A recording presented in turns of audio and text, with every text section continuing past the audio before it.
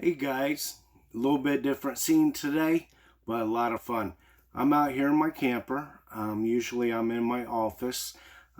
Discoveries is here with one of his friends, Dirty Harry, the tarantula. Now, at first I didn't like arthropods, tarantulas. I had no interest in them.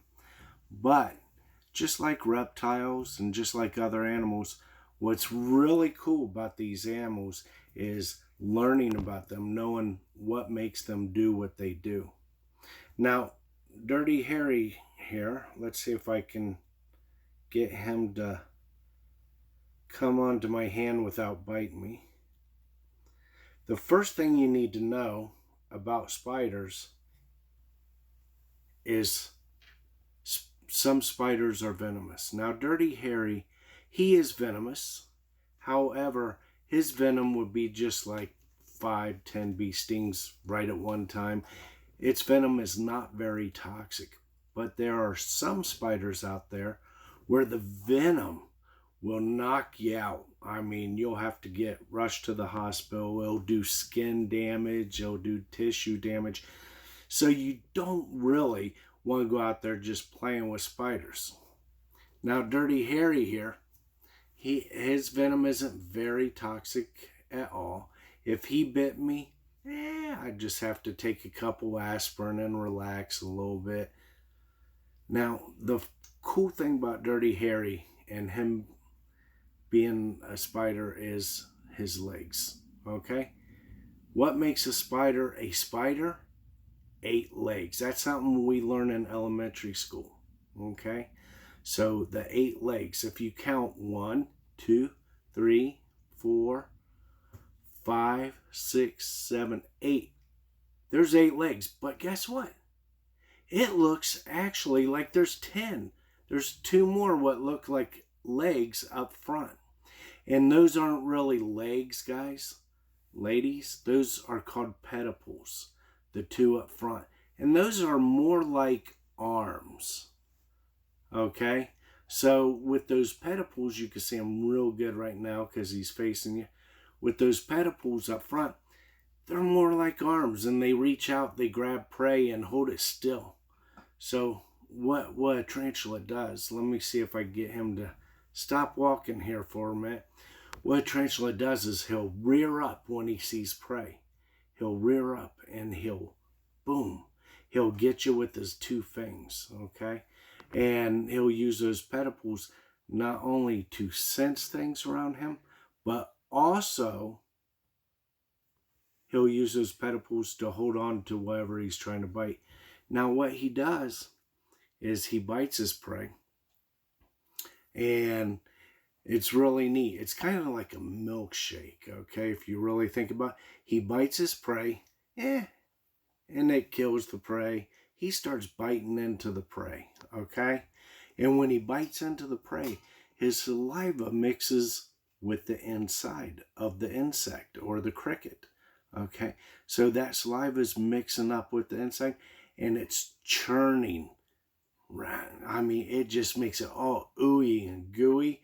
And then guess what he does? He drinks it like a milkshake. He goes.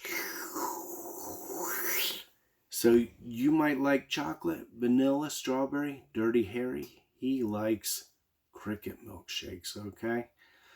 Now, there are different kinds of tarantulas all over the world. One of my favorites when I took a trip to Costa Rica was the striped knee tarantula, okay? Now, Dirty Harry's a Mexican red rump tarantula. My favorite, though, is the striped knee and also the Haitian blackbird eating tarantula. Okay? So, what I did is when I went to Costa Rica, I was looking for insect bodies on the ground. And if I found a grouping of insect bodies, I knew the tarantula had to be close by. And guess what? I found them, okay? And what I found was these holes in the side of the cliff. You'll see holes about that big in the side of the cliff. And they live in those burrows or those holes. And tarantulas, they really don't spin webs, hang out in trees, spinning webs. they spin what's a little circular area or something. They make a cushion right here on the back. You can see the two black spots on there. Those are called spinets. Let me see if I could get them closer without making them angry. Those are called spinets, and spinets actually are what spin the silk. Now the silk acts as a lot of times a door or a covering for the floor around the tarantula burrow. Okay, so when a cricket or something walks by, he can actually sense that cricket or that insect through some of the webbing he laid out on the ground or through his pedipalps in the front there. Now, when I was doing a show one time, I found out how nasty the tarantula's protective system is. A little child just jumped up right in front of me and he wanted to pet the tarantula. I'm like, no, you're not petting Dirty Harry, no.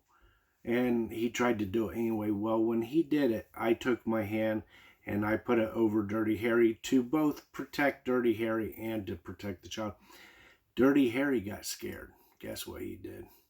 Oh man, he let me have it big time.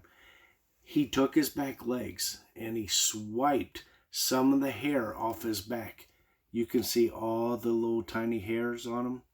He swiped the hairs right into my hand. My hand itched so badly for a day and a half. It didn't matter how many showers I took. It didn't matter if I used creams or lotions. My hand was itching. See, their hair is not like our hair, okay? We use conditioner, shampoo, we make it real soft. Their hair is more like splinters or needles, okay? And they're very teeny fine needles, so you can't really just sit there and pick them out. They gotta come out on their own, okay? It took a day and a half, really, for my hand to get back into shape. Now let's see if I can get Dirty Harry. I call him Dirt for short. See his fangs? Can you see his fangs under there? Is he? Say, ah. All right. Those fangs are very powerful, okay? And a lot of times a tarantula bite, the worst part of the bite is actually seeing him bite you, okay? The bite ain't very bad at all, but those fangs are very powerful. As a matter of fact, most of the time what they use those fangs for, remember I told you about the burrows that they dig in? Well, they use their fangs to dig in the dirt, okay? They use those fangs to actually get a burrow going, all right? Another cool thing about tarantulas. There you go, Dirt. Keep going, keep going. There. Another cool thing about them is their ability to climb, man. They can climb so cool. And the reason for that is if you took a magnifying glass, you might be able to see that on each leg, there's like a tiny hook or a claw. A lot of people don't know that. It's like a tiny claw there on each leg. So they got 8 little tiny claws in which help them to move. Now, Dirty Harry had an accident one time, and I go around schools teaching kids, about natural sciences. One of the main things we learn in elementary school is, how many legs make a spider, because that's a good identifier of a spider. So Dirty Harry fell one time off of his branch and actually broke off his hind leg right here, okay? And I thought, oh gosh, this is horrible. I'm going to have to get more spiders, because how can I teach kids about spiders when this spider only has 7 legs? Guess what he did?